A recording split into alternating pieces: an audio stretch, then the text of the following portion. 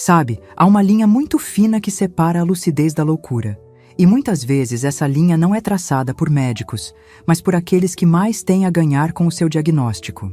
Aprendi isso da maneira mais dura possível.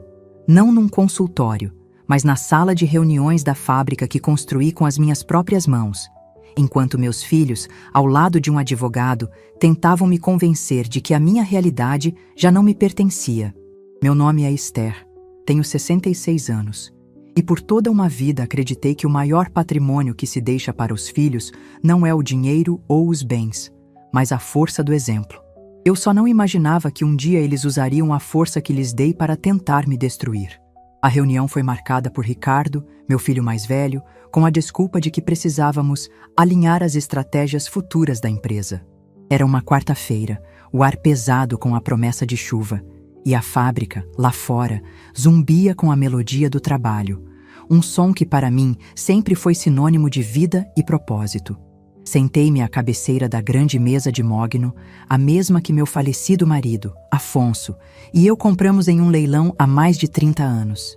Era o meu lugar, o centro de comando do meu mundo. Meus filhos entraram juntos, mas não sozinhos. Ricardo, com seu terno impecável e a expressão séria de quem se leva a sério demais, e Vanessa, minha filha, com a elegância impaciente de quem acha que o mundo lhe deve alguma coisa. Entre eles, caminhava um homem que eu nunca tinha visto. Terno cinza, pasta de couro e um olhar que não transmitia nada além de profissionalismo frio. "Mãe, este é o Dr. Arantes", disse Ricardo sem rodeios. Ele é advogado e veio nos ajudar com uma questão de transição. Transição. A palavra pairou no ar como fumaça. Olhei para o Dr. Arantes, para meus filhos, e um calafrio percorreu minha espinha. Não era uma reunião de negócios, era uma emboscada. Transição de quê, exatamente? Perguntei, mantendo a voz firme, embora por dentro um alarme já soasse. Foi Vanessa quem respondeu, com aquele tom suave e condescendente que ela aperfeiçoou com os anos. "Mãe, nós estamos preocupados com a senhora. Desde que o papai se foi, a senhora tem carregado um fardo muito grande. A fábrica, as decisões, o estresse. A gente acha que chegou a hora de a senhora descansar, de aproveitar a vida." "Eu aproveito a vida trabalhando, Vanessa. É o que eu sempre fiz", retruquei, sentindo o nó se formar na garganta. "Exatamente", disse Ricardo, inclinando-se sobre a mesa como se fosse me contar um segredo de estado. "Mas a senhora já não precisa mais disso. A sua saúde está mais frágil, suas decisões têm sido um pouco confusas ultimamente. Lembra quando a senhora quase assinou aquele contrato com o fornecedor errado? A memória que ele citou era uma distorção cruel. Eu havia identificado um erro no contrato que o próprio Ricardo havia redigido, salvando a empresa de um prejuízo. Mas na narrativa dele, eu era a senil que quase cometeu um desastre." O Dr. Arantes abriu sua pasta e, com gestos ensaiados, espalhou alguns documentos sobre a mesa. "Dona Esther", começou ele, com uma voz untuosa. "Seus filhos, em um gesto de profundo cuidado e amor, querem apenas garantir o seu bem-estar. Eles propõem assumir a gestão integral da empresa, permitindo que a senhora receba seus dividendos em casa, em paz, sem as preocupações do dia a dia. É apenas uma questão de assinar os papéis da transferência de controle acionário. A herança do seu marido ficará segura nas mãos deles." Olhei para os papéis. Eram densos, cheios de cláusulas que eu sabia que eram armadilhas. Olhei para meus filhos. O cuidado e o amor de que o advogado falava não estavam nos olhos deles. O que eu via era pressa, ganância, a avidez de quem espera o dono da casa morrer para poder saquear os móveis. "Não", eu disse. Uma única palavra. Baixa, clara, inegociável. O sorriso de Vanessa se desfez. A paciência de Ricardo evaporou. "Mãe, não complique as coisas", disse ele, a voz subindo de tom. "É para o seu próprio bem. A senhora não está mais em condições de gerir uma empresa deste tamanho." "E quem decidiu que eu não estou em condições? Vocês?", desafiei. Foi então que a fachada ruiu por completo.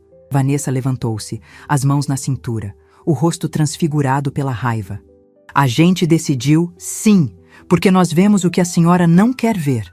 A senhora está esquecida, teimosa, vive falando do passado. O médico do Ricardo disse que pessoas na sua idade podem desenvolver problemas. A gente não pode arriscar o patrimônio da família por causa da sua teimosia. Assine os papéis, mãe, insistiu Ricardo, empurrando os documentos na minha direção. É o melhor para todos. Eu não vou assinar nada, repeti, a calma na minha voz contrastando com a tempestade que se formava dentro de mim. O Dr. Arantes pigarreou, como um mestre de cerimônias anunciando o ato final. Dona Esther, se a senhora se recusa a cooperar, seus filhos me instruíram a apresentar uma alternativa. Ele tirou outro documento da pasta, um documento diferente, com um timbre oficial. Este é um pedido de interdição. Um laudo médico preliminar já foi anexado. Se a senhora não assinar a transferência, nós entraremos na justiça para provar sua incapacidade de gerir seus próprios bens. Incapacidade. Interdição. O mundo pareceu parar de girar. Meus filhos. O sangue do meu sangue. Não queriam apenas a fábrica. Eles queriam me apagar, me silenciar, me transformar legalmente em uma não-pessoa. Vocês estão tentando me interditar? Sussurrei, a enormidade da traição finalmente me atingindo em cheio. Não nos chame de monstros, mãe. A senhora está nos forçando a isso, disse Vanessa, a voz estridente. Nós vimos como a senhora fala sozinha às vezes, como esquece das coisas. Você está louca, não percebe? É isso que todos vão pensar quando virem o laudo. Nós estamos tentando te proteger de si mesma. Louca. A palavra explodiu no silêncio da sala. Eles me chamaram de louca, na frente de um estranho. Usaram minhas conversas com o retrato do meu falecido marido, meus momentos de cansaço, como armas para me declarar insana. E foi aí, no auge da humilhação, que algo dentro de mim mudou. A dor, o choque, a tristeza, tudo isso se cristalizou em uma única e avassaladora certeza. Eles haviam cruzado a última fronteira. E, em vez de chorar, em vez de gritar, eu sorri. Não foi um sorriso de alegria, nem de deboche. Foi um sorriso frio, lúcido, o sorriso de quem finalmente entende a profundidade do abismo que se abriu à sua frente e descobre que não tem mais medo de altura. Meu sorriso os desarmou. Eles me olharam, confusos, esperando lágrimas e encontrando aço. Levantei-me devagar, alisei meu vestido e caminhei até a janela, olhando para o pátio da fábrica. Dr. Arantes, comecei, a voz surpreendentemente calma. Agradeço sua presença, mas esta reunião está encerrada. Pode guardar seus papéis, tanto os de transferência quanto os de insanidade. Virei-me para encará-los, um por um. Ricardo, Vanessa, vocês cometeram muitos erros hoje. Mas o maior deles, fiz uma pausa, deixando o peso das minhas palavras assentar, foi achar que eu não tinha mais ninguém. Eles se entreolharam sem entender. Do que você está falando? Perguntou Ricardo, a arrogância dando lugar a uma ponta de incerteza. Estou falando que vocês chegaram tarde demais. Muito tarde. Continuei sorrindo, aquele sorriso que os assombria, porque a herança que vocês tanto cobiçam, essa herança já tem dono. Deixei a frase no ar e pedi que se retirassem da minha sala. Eles saíram em silêncio, derrotados não por uma briga, mas por uma calma que não conseguiam compreender. Fiquei sozinha, o eco das acusações ainda vibrando nas paredes. Fui até o grande retrato de Afonso, pendurado atrás da minha mesa. Seus olhos pintados pareciam me dizer: eu avisei, Esther. Eu sempre soube da força que você tinha. Acariciei a moldura dourada e as memórias vieram com a força de uma enchente, me levando de volta ao começo de tudo, ao pó, à graxa e ao sonho que construímos juntos, muito antes de ele ser chamado de herança. O silêncio que Ricardo e Vanessa deixaram para trás era mais pesado do que o zumbido constante da produção no andar de baixo. Era um silêncio oco, cheio das palavras que não foram ditas e das acusações que ecoavam como fantasmas. Fiquei ali, de pé, no meio da sala que fora o coração do nosso império por tantos anos, e meus olhos se fixaram no retrato de Afonso. Na pintura, ele sorria, o mesmo sorriso torto que me conquistou, os olhos brilhando com aquela mistura de genialidade e travessura. Era como se ele pudesse ver tudo, e seu olhar me dizia: não, eu te avisei. Mas, agora, Esther, mostre a eles quem você é. Minha mão, um pouco trêmula, tocou a superfície fria do vidro que protegia sua imagem. O cheiro familiar de óleo e metal quente que subia do chão da fábrica invadiu a sala, e com ele vieram as memórias. Não como uma onda suave, mas como uma avalanche, soterrando o presente e me levando de volta para o início de tudo, para o tempo em que a herança era apenas um sonho coberto de poeira e graxa. Afonso e eu não começamos com nada além de um ao outro. Ele era um gênio com as mãos, um poeta da mecânica que via em engrenagens e pistões a beleza que outros viam em versos. Eu, por minha vez, tinha uma teimosia que chamava de determinação e uma habilidade com números que mantinha nossos pés no chão. Nossa primeira fábrica não era nada além de uma garagem alugada nos fundos de um bairro operário. O lugar cheirava a umidade e ferrugem e as goteiras no telhado de zinco marcavam o ritmo das noites chuvosas. Enquanto Afonso passava dias e noites debruçado sobre uma velha prensa que ele mesmo havia reformado, eu me desdobrava. De manhã, cuidava de Ricardo, nosso primeiro milagre, num cercadinho improvisado no canto da garagem, seu choro abafado pelo som estridente do metal sendo cortado. À tarde, com o bebê no colo, eu saía de porta em porta, vendendo as pequenas peças de metal que produzíamos, convencendo donos de oficinas e pequenas construtoras de que nosso trabalho, embora modesto, era impecável.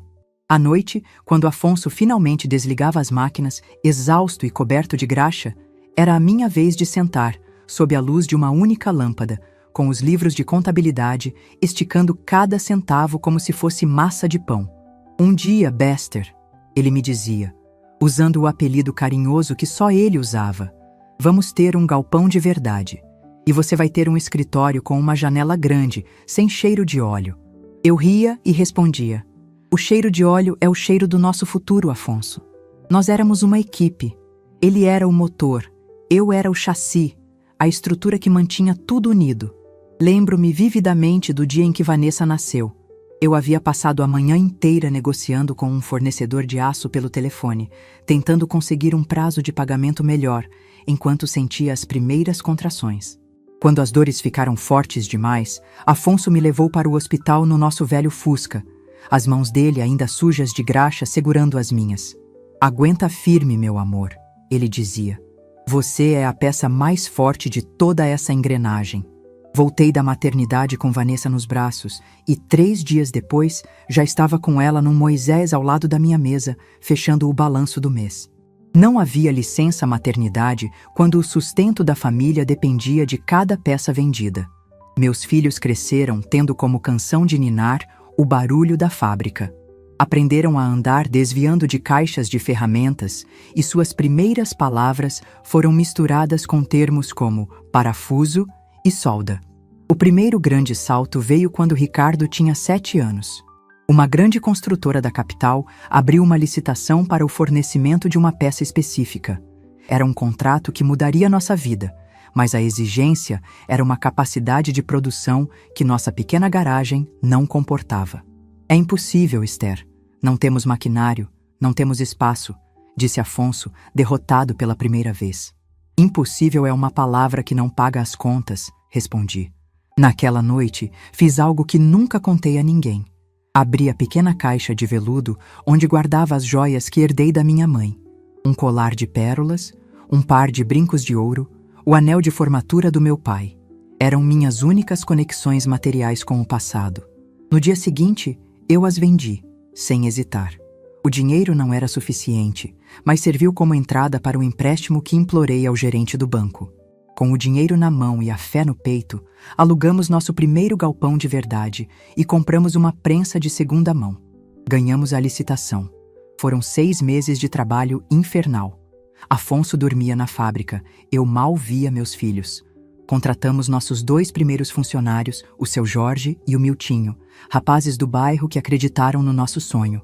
Eu cozinhava marmitas para todos eles, além de cuidar das finanças, das vendas e das crianças. Ao final daqueles 6 meses, havíamos cumprido o contrato. E pela primeira vez, tínhamos lucro. Um lucro de verdade. Foi com esse dinheiro que compramos o terreno onde a fábrica está hoje. Agora sim, Esther. Seu escritório com janela grande, disse Afonso, mostrando-me a planta. A vida melhorou. Mudamos para uma casa melhor, as crianças foram para uma escola particular. Mas o ritmo de trabalho não diminuiu. A fábrica era como um filho recém-nascido. Exigia atenção constante. Afonso, com seu corpo já castigado por anos de trabalho pesado, começou a apresentar problemas de saúde. Uma tosse crônica, dores nas costas que o faziam gemer à noite. Foi quando comecei a assumir cada vez mais as operações, aprendendo na marra sobre logística de produção, gestão de pessoal, a parte técnica que antes era só dele. Meus filhos viam tudo isso, mas de uma distância segura. Nas férias, Ricardo trabalhava no escritório, aprendendo sobre o negócio da família, como Afonso gostava de dizer. Mas seu trabalho era organizar papéis, atender telefonemas. Ele nunca desceu para o chão de fábrica para entender o suor que produzia o conforto de sua vida. Vanessa, por sua vez, nunca demonstrou o menor interesse. Para ela, a fábrica era apenas o lugar barulhento e sujo de onde o pai voltava cansado todos os dias. O dinheiro que pagava suas aulas de balé e suas roupas da moda, esse sim lhe interessava. Pai, por que a gente não moderniza a marca?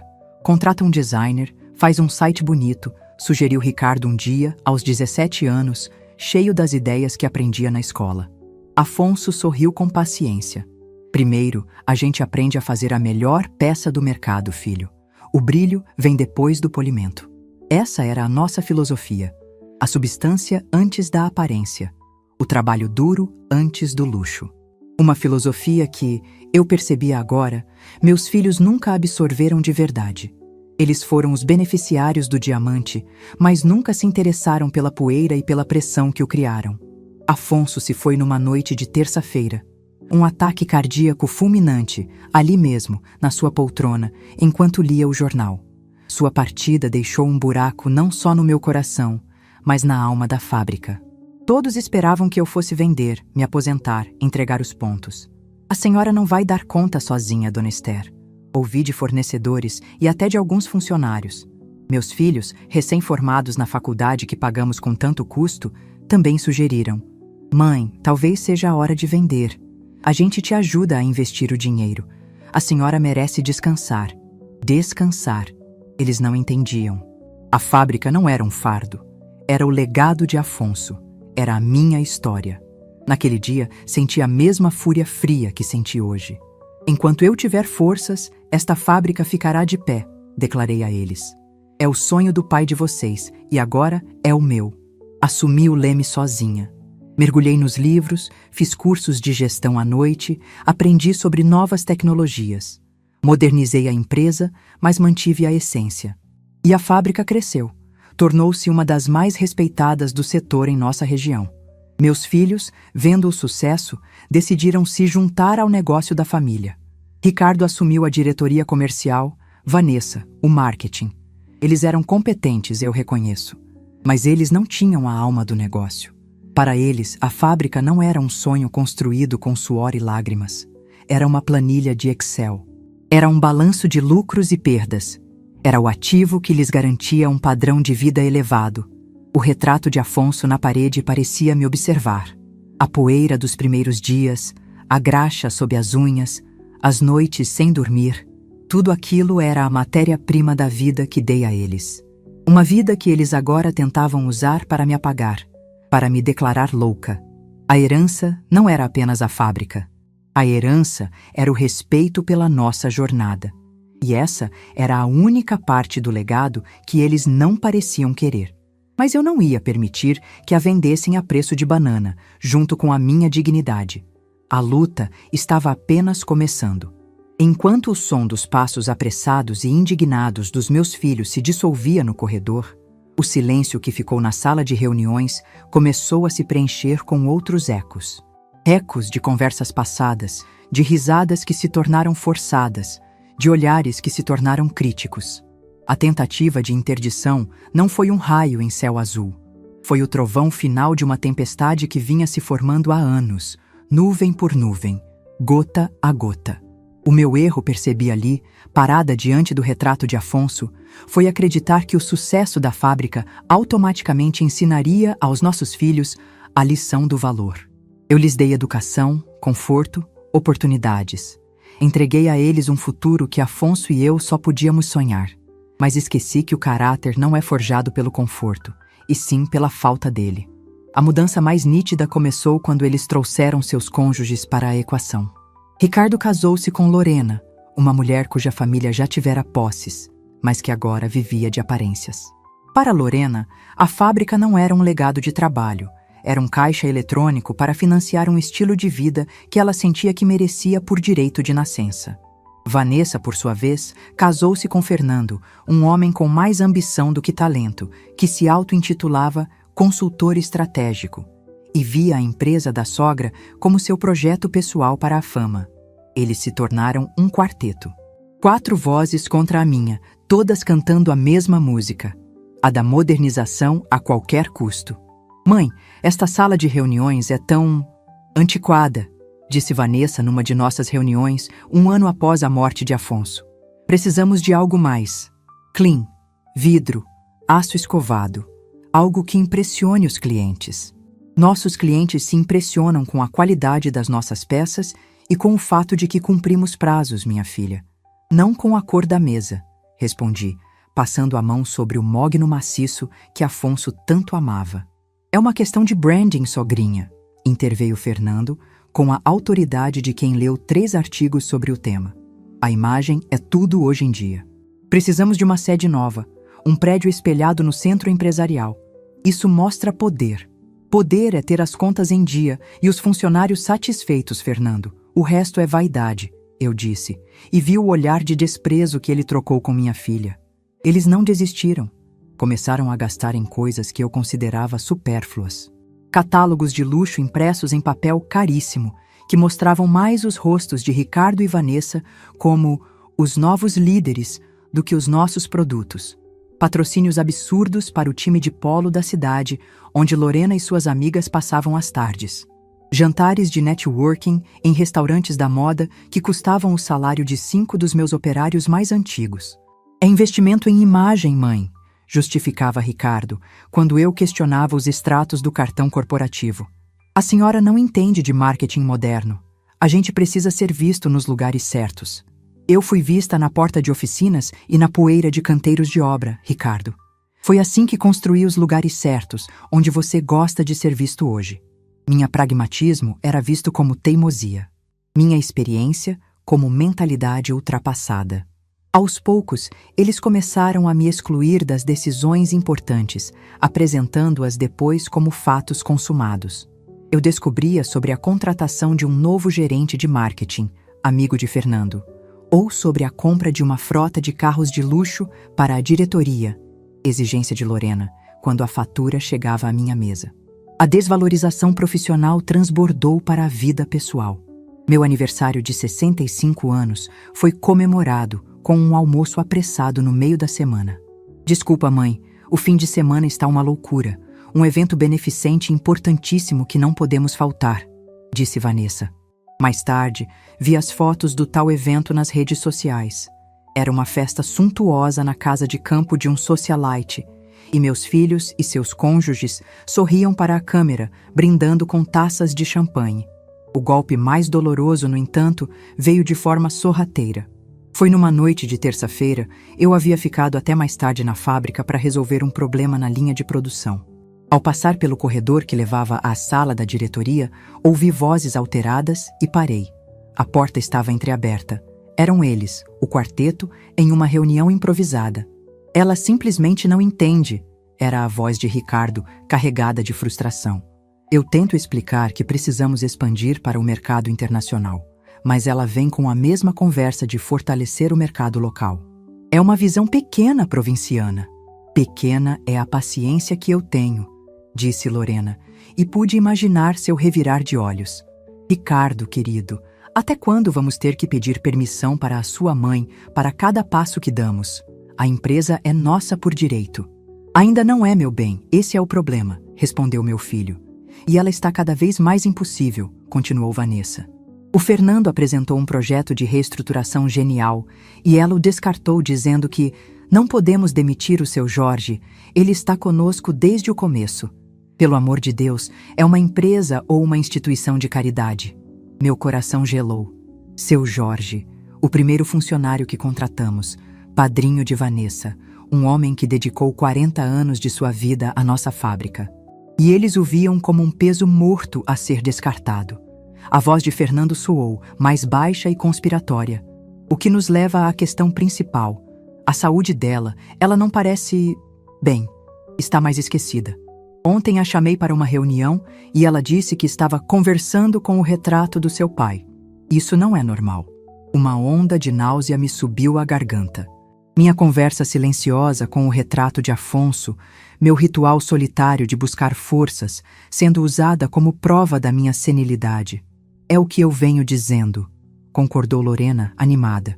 Uma pessoa nesse estado não pode estar no controle de um patrimônio tão grande. É irresponsável da nossa parte permitir isso. Existe um recurso legal para esses casos, sabem? Uma forma de proteger a pessoa dela mesma. E os negócios, claro. Silêncio. E então, a voz de Ricardo, meu primogênito, o menino para quem vendia as joias da minha mãe, selou a traição. Eu vou falar com o Dr. Arantes amanhã. Acho que você tem razão, Lorena. É para o bem dela. Recuei da porta, as pernas bambas. Fui para o meu escritório e me tranquei.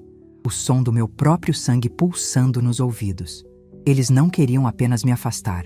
Eles queriam me anular. Declarar-me louca para tomar o que era meu. A dor daquele momento foi física, uma pontada aguda no peito. Mas por baixo da dor, a fúria que senti no dia da reunião começou a nascer. Uma fúria fria, calculista e, acima de tudo, lúcida. Naquela noite, eu entendi. Eles não eram os guardiões do legado de Afonso. Eram seus predadores. E uma mãe, às vezes, precisa proteger sua cria até dela mesma. Mas, naquele caso, eu precisava proteger o sonho de uma vida inteira dos filhos que ele ajudou a criar. No dia seguinte, não fui para a fábrica. Fui visitar meu advogado. Não um advogado corporativo moderno como o Dr. Arantes. Fui ver o Dr. Monteiro, um senhor de quase 80 anos, amigo de Afonso, um homem que entendia de lealdade mais do que de brechas na lei. Monteiro, eu preciso proteger a fábrica dos meus próprios filhos, eu disse, sentada em seu escritório empoeirado, que cheirava a livros e confiança. Contei a ele tudo. Sobre a conversa que ouvi, sobre o plano de me interditar. Ele me ouviu em silêncio, seus olhos pequenos e astutos fixos nos meus. Quando terminei, ele não demonstrou surpresa. A ganância é uma doença da alma, Esther. E seus filhos parecem estar em estado terminal, disse ele. Mas não se preocupe, a lei protege quem tem a razão, não quem tem a pressa. Vamos criar uma fortaleza ao redor do seu patrimônio. Uma fortaleza que eles jamais conseguirão transpor. Passamos os meses seguintes trabalhando em silêncio. Enquanto Ricardo e Vanessa se ocupavam em coletar provas da minha suposta instabilidade, eu e Dr. Monteiro reestruturávamos tudo. Criamos uma holding, transferimos ativos, redigimos novos estatutos. E o mais importante, preparamos o verdadeiro testamento de Afonso e o meu. Um documento que não se baseava em laços de sangue, mas em laços de lealdade. Voltei ao presente, ainda parada em frente ao retrato.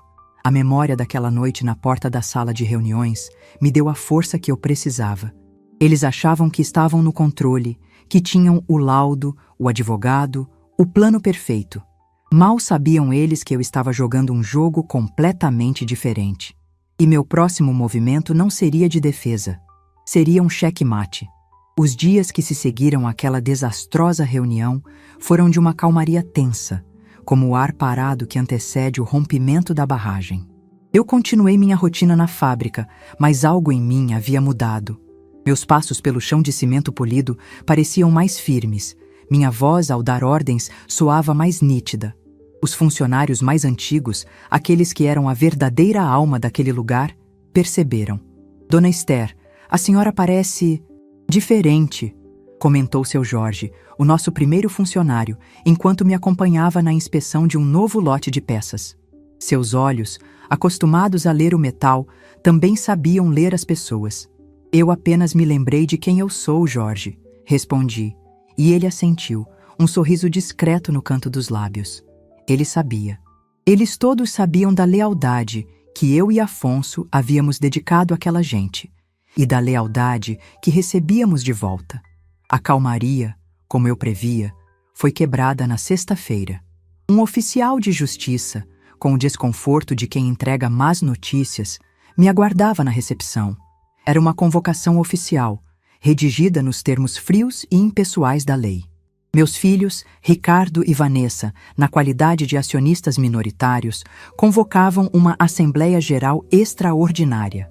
A pauta: deliberação sobre a alteração na diretoria executiva e avaliação da capacidade de gestão da acionista majoritária. Era o movimento oficial deles. A guerra declarada. A Assembleia foi marcada para a quarta-feira seguinte, na mesma sala de reuniões.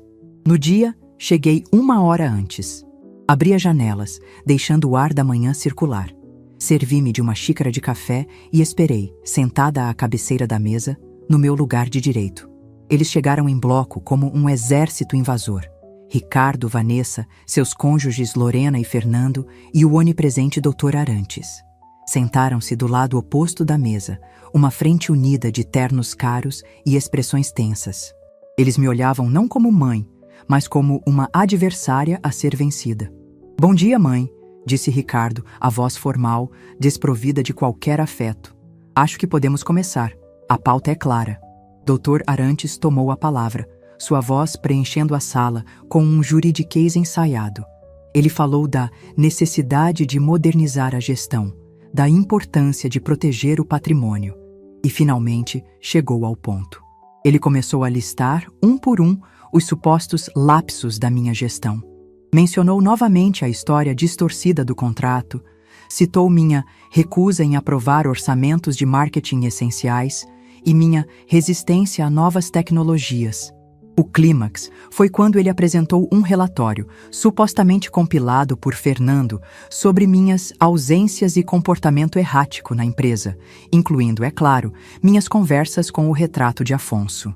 Diante do exposto, concluiu o advogado, e visando primordialmente a saúde da empresa e o bem-estar de Dona Esther, meus clientes propõem que ela se afaste voluntariamente da presidência. Caso contrário, seremos forçados a dar entrada no processo de interdição, usando este relatório e outras provas como base. Eles me encararam, esperando minha reação. Esperavam lágrimas, um discurso emocionado, talvez uma rendição cansada. Mantive-me em silêncio, encarando-os de volta, deixando o peso de suas acusações pairar no ar. Quando o silêncio já era quase insuportável, a porta da sala de reuniões se abriu. Não era um oficial de justiça. Era o Dr. Monteiro, meu velho e leal advogado. Ele entrou com a calma de um patriarca, seu terno antigo contrastando com a modernidade forçada dos trajes do outro lado da mesa. E ele não estava sozinho. Logo atrás dele entraram seu Jorge, o mestre do chão de fábrica, Dona Marlene, a chefe da contabilidade que estava conosco há 35 anos, e Miltinho, filho de um antigo funcionário, hoje o mais respeitado líder de produção. Eles entraram em silêncio e se postaram atrás da minha cadeira. Não como subordinados, mas como uma guarda de honra. Ricardo e Vanessa se entreolharam, visivelmente confusos e irritados com a interrupção. "O que significa isso?" perguntou Ricardo, a voz traindo seu nervosismo. "Esta é uma assembleia de acionistas."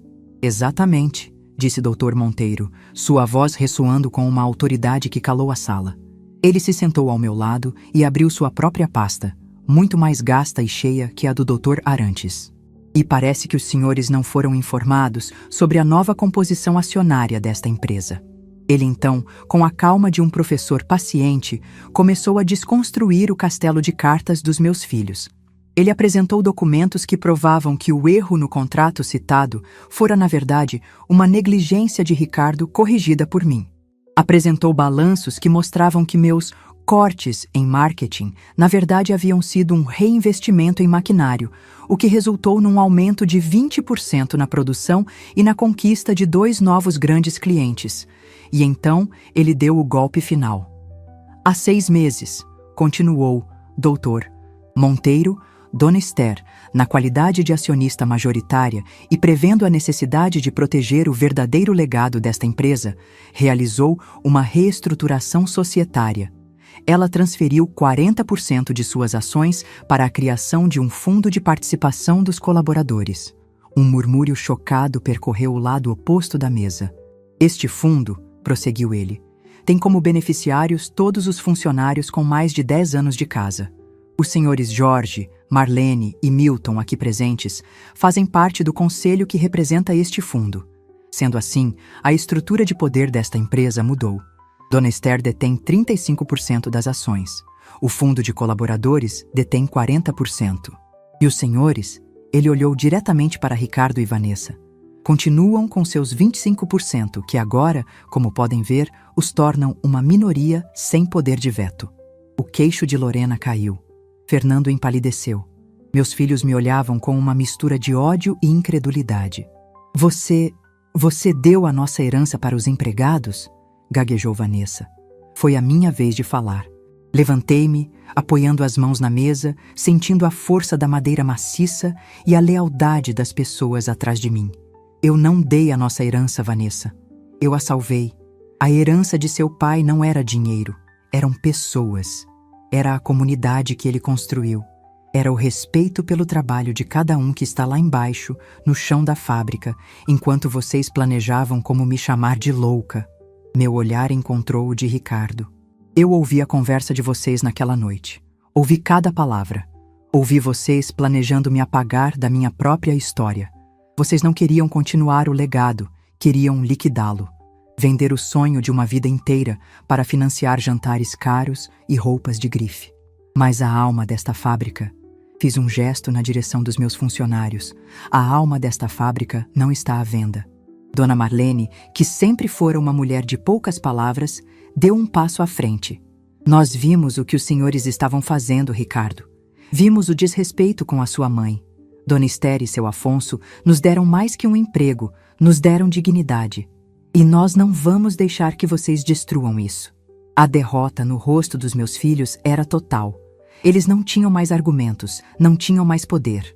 Estavam nus em sua própria ganância, expostos diante daqueles que eles sempre consideraram inferiores. Esta assembleia, eu disse, retomando meu lugar à cabeceira da mesa, está encerrada. E a partir de hoje, qualquer decisão nesta empresa será tomada em conjunto com o Conselho de Colaboradores. Vocês são bem-vindos para continuar como acionistas minoritários, desde que entendam que seu papel aqui é somar, não saquear. Eles se levantaram em silêncio e saíram da sala. Desta vez, não bateram à porta. Saíram como quem foi expulso do paraíso que nunca soube cultivar. Fiquei ali, cercada pela minha verdadeira família, a família que escolhi e que me escolheu. Olhei para o retrato de Afonso e, pela primeira vez, em muito tempo, senti que seu sorriso não era apenas uma lembrança, mas uma aprovação. A fortaleza que construímos havia resistido ao ataque, e os verdadeiros donos da herança haviam finalmente tomado seus lugares.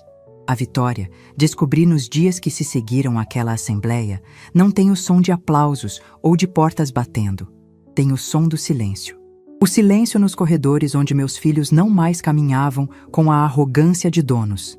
O silêncio na minha linha telefônica, livre de pedidos disfarçados de conselhos. E, acima de tudo, o silêncio na minha mente, que já não era um campo de batalha entre o dever de mãe e o instinto de sobrevivência. A fábrica respirava um ar novo. A tensão que se acumulara nos últimos anos dissipou-se como neblina. As reuniões com o novo conselho de colaboradores eram diferentes de tudo que eu já havia experienciado. Sentados àquela mesma mesa de mogno, seu Jorge, Dona Marlene e Miltinho não traziam a ganância por bônus ou a vaidade por um cargo novo. Traziam a sabedoria de quem conhece cada parafuso, cada nota fiscal, cada gota de suor derramada naquele chão. Dona Esther, a prensa do setor 3 está precisando de uma troca de rolamentos. Se a gente não fizer agora, pode parar a produção na semana que vem, avisou Miltinho com a praticidade de quem resolve problemas, não os cria. E o orçamento que o Ricardo deixou para a campanha de verão pode cobrir isso com folga e ainda sobra para a gratificação de fim de ano que ele havia cortado, acrescentou Dona Marlene com um brilho vitorioso nos olhos.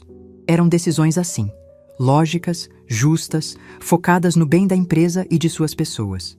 Eu não era mais uma rainha solitária defendendo seu castelo. Éramos uma comunidade gerindo o nosso lar. Meus filhos se tornaram fantasmas. Ricardo e Vanessa não apareceram mais na fábrica. Seus nomes ainda estavam nas portas de suas salas, mas eles as esvaziaram numa noite de fim de semana, sem se despedir de ninguém. Dona Marlene me informou, com a discrição de sempre, que as tentativas de usar os cartões corporativos haviam cessado após serem bloqueadas. Soube por um fornecedor que Fernando, meu genro, estrategista, andava pela cidade se queixando de como uma matriarca teimosa e senil havia arruinado projetos promissores. A fofoca não me atingiu. Era apenas o som da derrota tentando se passar por injustiça. Numa manhã, 2 semanas após a assembleia, eu estava em meu escritório revisando os balanços. A saúde financeira da empresa, livre dos gastos supérfluos, era melhor do que nunca. Olhei pela janela e vi a vida pulsando lá fora. E pela primeira vez em 40 anos, me perguntei, e a minha vida? Afonso e eu sempre adiamos nossos sonhos pessoais. Quando a fábrica estiver mais estável, quando os meninos estiverem formados, quando a gente tiver uma folga. A folga nunca veio. Mas agora eu tinha mais do que folga. Eu tinha liberdade. Naquele mesmo dia, fiz algo que chocaria meus filhos. Peguei o telefone e liguei para uma agência de viagens. Gostaria de uma passagem para Gramado, por favor, para a semana que vem. Um bom hotel, com spa e vista para as montanhas. Era a viagem que Afonso e eu planejamos para nossas bodas de prata e nunca fizemos. Parti numa segunda-feira, deixando a fábrica sob os cuidados competentes do conselho. A sensação de voar para longe, não por obrigação, mas por puro desejo, era inebriante. Passei 7 dias em Gramado. Andei sem pressa pelas ruas floridas, comi chocolates artesanais sem culpa, fiz passeios para ver a natureza e, o mais importante, não fiz absolutamente nada por horas a fio, apenas sentada na varanda do hotel, lendo um livro com uma manta sobre as pernas. Em uma dessas tardes, conheci Lígia no café do hotel, uma senhora de 70 anos, professora de história aposentada, com olhos vivos e uma risada contagiante. Viajando sozinha? Ela perguntou, puxando conversa. Pela primeira vez, admiti. Ah, a primeira vez é inesquecível, disse ela. É quando a gente descobre que a nossa própria companhia é um excelente destino de viagem. Contamo-nos nossas histórias. Ela, de um casamento que a anulara por décadas. Eu, de uma maternidade que se tornara uma armadilha. Éramos de mundos diferentes, mas falávamos a mesma língua. A língua das mulheres que cansaram de viver para os outros e decidiram, mesmo que tardiamente, viver para si. Tornamo-nos amigas instantaneamente. Quando voltei para casa, sentia-me renovada, como se a viagem tivesse limpado não apenas minha mente, mas minha alma. E decidi trazer essa nova energia para o meu dia a dia. Transformei o antigo quarto de brinquedos dos meus filhos, que se tornara um depósito de coisas velhas, num pequeno ateliê de jardinagem. Comprei vasos, terra, sementes. Comecei a cultivar orquídeas, as flores favoritas de Afonso. Cuidar delas, ver um novo broto surgir, uma flor desabrochar, era um tipo de criação que não exigia sacrifício, apenas paciência e carinho. A paz, no entanto, foi novamente testada. 1 mês após meu retorno, recebi uma notificação do Dr. Monteiro.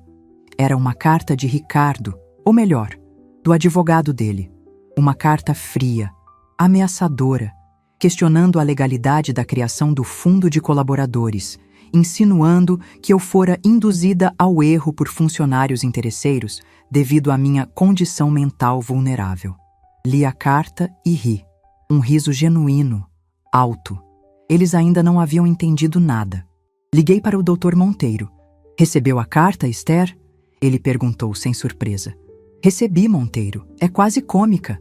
É o desespero deles. Respondi hoje mesmo, anexando o parecer de 3 dos maiores juristas da área societária do Estado, todos confirmando a absoluta legalidade e legitimidade dos seus atos. Eles não têm onde se apoiar. É só barulho. Eu sei. Obrigada, meu amigo.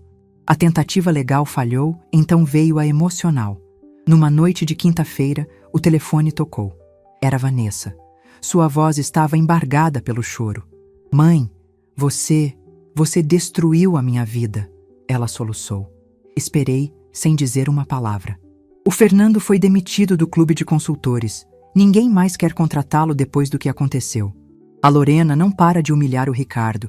Diz que ele casou com a herdeira de uma fábrica de parafusos e agora não tem nem isso. Estamos sendo cortados de todos os círculos sociais.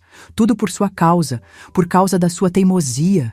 Respirei fundo, sentindo não a dor, mas uma imensa pena.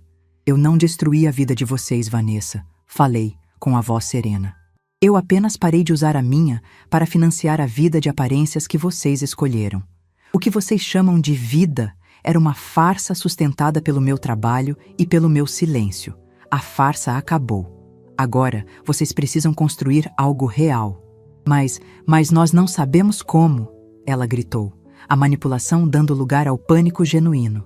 Então está na hora de aprender, respondi. Seu pai e eu aprendemos na graxa e na poeira. Vocês vão ter que aprender também. Agora, se me der licença, minhas orquídeas precisam de água. Desliguei o telefone, não com raiva, mas com uma clareza definitiva. Eu os amava, sempre os amaria. Mas o meu amor não seria mais um colete salva-vidas para resgatá-los das consequências de suas próprias escolhas.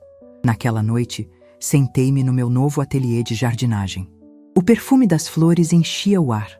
Olhei para as minhas mãos, sujas de terra.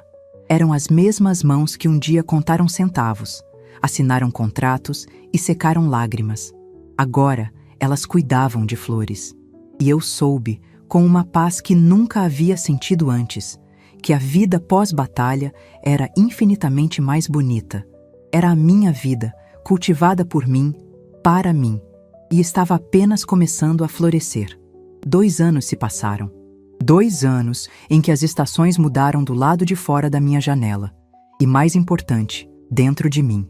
A fúria que me moveu naquela sala de reuniões havia se transformado em serenidade. A dor da traição, em uma cicatriz que me lembrava da minha própria força. A vida, que antes era uma batalha diária, havia se tornado uma dança suave. Minha rotina era ditada pelo sol e pela minha vontade. As manhãs eram dedicadas às minhas orquídeas, que agora ocupavam uma estufa inteira que construí nos fundos de casa. Eu conversava com elas, podava suas folhas, celebrava cada nova flor como uma pequena vitória da vida. As tardes eram divididas entre a fábrica, onde minhas reuniões com o conselho eram sempre produtivas e cheias de respeito mútuo, e os meus encontros com Lígia e outras amigas para um café, uma aula de pintura ou simplesmente para conversar e rir. A fábrica prosperava como nunca, porque agora era gerida por quem a via como um organismo vivo, não como um cofre a ser arrombado. Meus filhos haviam desaparecido da minha vida diária. Eu não lhes negava o amor. O amor de mãe é uma raiz teimosa que sobrevive a qualquer tempestade, mas lhes negava o acesso irrestrito à minha paz. Sabia, por comentários de terceiros, que a vida deles havia se tornado o oposto da minha. Ricardo, após o divórcio de Lorena, perdera o apartamento luxuoso e agora morava de aluguel num bairro modesto. Tivera que vender o carro importado e, pela primeira vez na vida, aos 42 anos, aprendera o que significava olhar o preço dos produtos no supermercado. Vanessa e Fernando, por sua vez, tentavam manter as aparências, mas os rumores eram de que estavam afogados em dívidas. O gênio estratégico dele não conseguindo nenhum contrato significativo sem o selo da minha empresa por trás. Eu não sentia alegria com suas dificuldades. Sentia uma melancolia profunda por eles terem precisado perder tudo para talvez começar a entender o valor das coisas. Foi numa tarde de domingo, no aniversário da morte de Afonso, que a campainha tocou. Eu não esperava ninguém. Havia passado o dia cuidando do jardim, meu jeito silencioso de homenageá-lo. Ao abrir a porta, meu coração deu um salto. Era Ricardo. Ele estava diferente. O terno caro fora substituído por uma calça jeans e uma camisa simples. Havia olheiras sob seus olhos e uma humildade em sua postura que eu jamais vira antes. Ele não tentou entrar. Ficou ali, na soleira da porta, como um peregrino esperando permissão. "Mãe", ele disse, a voz baixa, quase um sussurro. "Eu sei que hoje é um dia importante. Eu posso entrar por um minuto?" Assenti em silêncio e dei passagem. Ele entrou e olhou ao redor, para a casa que agora refletia a mim, e não as expectativas dos outros. Havia quadros que pintei nas paredes, vasos com minhas flores em cada canto. Ele não se sentou. Ficou de pé no meio da sala, as mãos sem saber onde repousar. "Eu não vim pedir nada", ele se apressou em dizer. "Não quero dinheiro, não quero a fábrica de volta. Eu vim para me desculpar." Esperei. As desculpas do passado foram sempre um prelúdio para um novo pedido. "Nestes 2 anos, mãe, eu perdi tudo. A mulher, a casa, o status. E no começo, eu culpei a senhora. Disse a mim mesmo que a sua teimosia tinha arruinado a minha vida." Ele fez uma pausa, engolindo em seco. Mas eu estava errado. A vida que eu tinha não era minha. Era uma vida alugada, paga com o suor seu e do pai. Eu só percebi o valor do chão quando ele me foi tirado dos pés. Seus olhos se encheram de lágrimas. As primeiras lágrimas sinceras que eu via nele desde que era um menino pequeno que havia ralado o joelho. Eu achava que a herança era a fábrica, o dinheiro, o poder. Agora eu entendo. A verdadeira herança era o exemplo de vocês dois. A dignidade, o trabalho duro, o respeito pelas pessoas.